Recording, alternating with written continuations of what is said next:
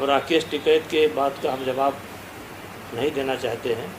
ये परिणाम बता रहा है कि इस आंदोलन का उत्तर प्रदेश की राजनीति में कोई असर नहीं। अयोध्या मुद्दा नहीं बनेगा, ये तो मुद्दा विपक्ष वाले बनाते हैं। मोहन भागवत जी का जो बयान है मैंने पढ़ा है, और इसके पहले भी मैं बयान पढ़ता हूँ।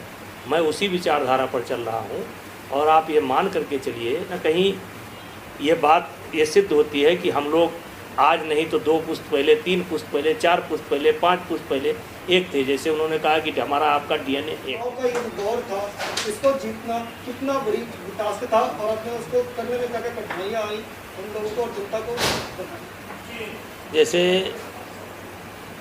अभी योगी जी के नेतृत्व में अभूतपूर्व सफलता मिली है, और यही चुनाव अगर कमज़ोर पड़ जाता तो लोग कहना शुरू कर देते कि ये उत्तर प्रदेश का सेमीफाइनल था, और अब योगी जी की सरकार बिल्कुल डगमगा गई है। और जब जिसको कहते हैं अभूतपूर्व सफलता जब मिली है, तो इससे निश्चित ही भारतीय जनता पार्टी के कार्यकर्ताओं का मनोबल बढ़ा है। उन्होंने जो परिश्रम किया उसका फल उनको मिला है, और जो लोग ये कह रहे थे कि योगी जी पर सवाल खड़ा कर रहे थे, कहीं ना कहीं उनका मुंह बंद हुआ है, और वो सोचने के लिए विवश हो गए हैं कि आने वाला परिणाम आगे क्या है। उत्तर प्रदेश की जो पंचायत के परिणाम है, क्या वाकई में वही जो ट्रेलर यहाँ पर देखने को मिला है वो पूरी फिल्म 2022 में देखने को मिलेगी? बिल्कुल निश्चित मान करके चलिए कि उत्तर प्रदेश के चुनाव में कोई चुनौती नहीं है, और केवल ये कयास और मीडिया के माध्यम से ये सब लगाए जाते हैं। लेकिन जिस तरीके से लगातार 4 साल तक और जिस तरीके से योगी जी ने परिश्रम किया है, मेहनत किया है, चीज़ों को समझने की कोशिश किया है, जो तुष्टीकरण की राजनीति थी उसको समाप्त किया है, ईमानदारी का राज लाने की कोशिश की है, और जो परिश्रम किया है उससे जो है बिल्कुल आप ये मान करके चलिए कि आने वाले समय में इन चुनाव परिणाम से पहले एक ऐसी हवा बनाई जा रही थी जिसमें दिखा रहा था कि पूरी की पूरी जनता है वो विरोध में है और योगी सरकार के खिलाफ है, चाहे किसान आंदोलन के माध्यम से या अन्य तरीकों से। पर ये जो चुनाव परिणाम है उन्होंने इन सभी की पोल खोल के रख दी है। इस तरीके की राजनीति पर कुछ बताना चाहिए। देखिए, ये जो पंचायत का चुनाव होता है, जो इसके सदस्य होते हैं वो पार्टी के आधार पर नहीं होते हैं, और स्वतंत्र रूप से ज़्यादा लोग लड़ते हैं। पार्टी कुछ लोगों को कह देती है कि हमारे ये हैं, क्योंकि इसमें सिंबल नहीं होता, तो उसी को सबको जोड़ लेना कि नहीं ये तो हमारे ही जीत गए हैं। लेकिन आज परिणाम ये पलट करके आ रहा है कि उत्तर प्रदेश की 90% परिणाम जो है बीजेपी के पक्ष में है, और ये चुने हुए लोगों ने ये काम किया है, ना कि कोई नॉमिनेट हुआ हो, नामित लोगों ने काम नहीं किया है। तो इसका असर जो है भारतीय जनता पार्टी की राजनीति पर पड़ेगा और उत्तर प्रदेश के राजनीति पर पड़ेगा। सर, 2022 के चुनाव में क्या ये जो बॉर्डर पे किसान आंदोलन चला रहे लोग हैं, इनसे फर्क पड़ेगा भाजपा? अभी एक चुनाव हुआ है और आपने देखा है कि बागपत छोड़ करके सारी सीटें बीजेपी के पक्ष में गई हैं, और हमारा मानना है कि ये आंदोलन किसानों का नहीं है, ये आंदोलन कुछ लोगों के द्वारा प्रायोजित है, और ये चीज़ें जो प्रायोजित की जाती है ये बहुत लंबे तक चलती नहीं है। सर, राकेश टिकैत जैसे लोग तो अभी भी कह रहे हैं कि चुनाव जो हुआ है जिला पंचायत का, ये बंदूक चुनाव के लिए हुआ है। और राकेश टिकैत के बात का हम जवाब नहीं देना चाहते हैं, कौन क्या कह रहा है, लेकिन ये परिणाम बता रहा है कि इस आंदोलन का उत्तर प्रदेश की राजनीति में कोई असर नहीं। एक प्रश्न मैं आपसे पूछना चाहूँगा। आप जननेता होने के साथ 6वीं बार लोकसभा के यशस्वी सांसद होने के साथ साथ एक स्पोर्ट्स पर्सनालिटी रहे हैं। हमेशा आपका ध्यान देश का स्पोर्ट्स, चाहे वो कोई भी गेम हो, इस बात को मानते हुए कि आप रेसलिंग फेडरेशन ऑफ इंडिया के राष्ट्रीय अध्यक्ष हैं, लेकिन आपने हमेशा भारत में यहाँ के खेलों को आगे बढ़ाने का और खिलाड़ियों को प्रोत्साहित करने का कार्य किया है। मुझे याद है जनवरी 2021 में आपने भारतीय कुश्ती संघ का क्या स्वरूप रहेगा जापान के ओलंपिक में, उसको लेकर चर्चा किया था। अभी हमारी टीम भारत की जाने वाली है कुश्ती में जुलाई में। हम क्या उम्मीद करें कि क्या कुश्ती की टीम हमें फिर से वो खुशी देकर आएगी जो कि पिछले ओलंपिक में देते आई? नहीं, देखिए, पिछले ओलंपिक के प्रदर्शन को मैं अच्छा नहीं मानता, क्योंकि पिछला ओलंपिक जो है कुछ विवादों में घिर गया और एकमात्र मेडल हमारा है। और हमारा ये मानना है कि 2012 के बाद जब से हमने कुश्ती संभाली, तब से लेकर के अब तक जितने मेडल आए हैं उतने मेडल इस बार अकेले आएंगे। और हमें विश्वास है कि हमारी अधिकतम जो है मेडल की टैली 2 की रही है, लेकिन इस बार डबल हो जाएंगे और हो सकता है कि उसको भी पार कर जाएं।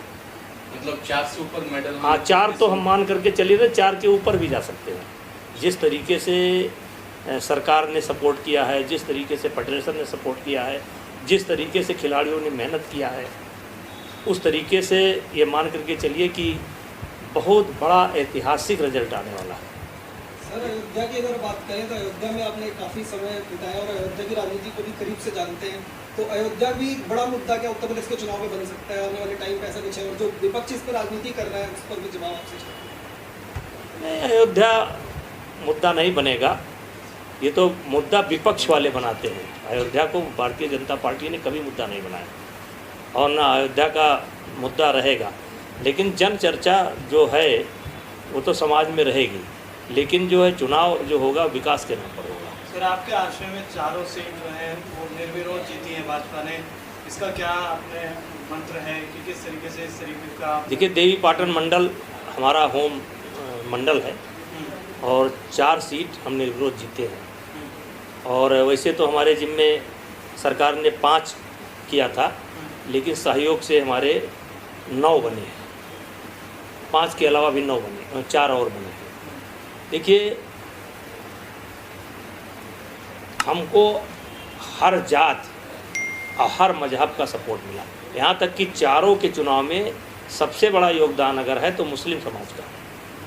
सबसे बड़ा योगदान चारों सीट पर मुस्लिम समाज का हमको सहयोग मिला है, क्योंकि हम कोई ऐसी राजनीति नहीं करते हैं। हम सबको लेकर साथ चलते हैं, सबको समान व्यवहार रखते हैं, और उसी का ये नतीजा है कि विपक्ष से कोई लड़ने को तैयार ही नहीं। चारों मंडल में ना पुलिस का प्रयोग हुआ है, ना बल का प्रयोग हुआ है, ना धन का प्रयोग हुआ है, केवल प्रेम का प्रयोग हुआ है, सिद्धांत का प्रयोग हुआ है। और मैं आपके चैनल के माध्यम से कहना चाहता हूँ कि मैं देवी पाटन मंडल के मुस्लिम समाज के जो सदस्य चुने गए थे उनको मैं विशेष बधाई देना चाहता हूं कि उनके कारण आज देवी पाटन मंडल का नाम पूरे उत्तर प्रदेश में और देश में चर्चा का विषय है। सर, एक महत्वपूर्ण सवाल कि ओलंपिक में जो खिलाड़ी जा रहे हैं इस बार भी 8 में से 7 खिलाड़ी हरियाणा से हैं, तो क्या ओलंपिक संघ को और राज्यों में इसका विस्तार और ज़्यादा चलेगा? पूरा काम हो रहा है, पूरा काम हो रहा है। आज ही भी ट्रायल करा करके आ रहा हूँ। महाराष्ट्र के बच्चे सेलेक्ट हुए हैं, दिल्ली के बच्चे सेलेक्ट हुए हैं, यूपी के बच्चे सेलेक्ट हुए हैं।